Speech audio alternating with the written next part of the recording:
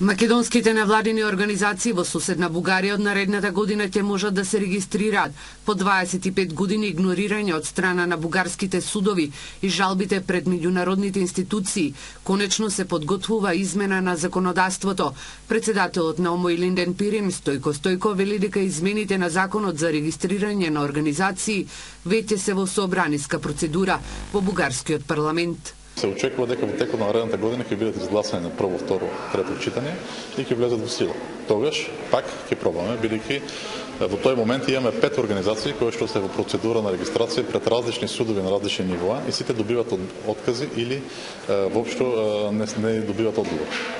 Со овие измени сепак во Бугарија не ќе може да се регистрира партијата на македонците, но според Стојков ова е еден чекор напред за невладините организации. Според него дека работите под притисок на Европската унија одат на подобро, потврде и фактот дека по 2,5 децении представници на македонското малцинство во Бугарија оствариле официјална средба со представник на бугарската влада. Од средбата со заменик министерот за правда Петко Петков произлегла иницијативата за промена на законодавството. Тоа е еден голем чекор напред и значи дека најверојатно Република Бугарија ќе треба да започне да регистрира македонски организации. До сега за 25 години демократија ниту една не е регистрирана, освен што имавме за една година регистрирана партија што потоа е забранена. Сега со ова се прави голем исчекор напред и кога побаравме средба, заменик министерот се согласи на средба и ни објасни дека се спрема промена на законот која да направи лесно регистрирањето на организации.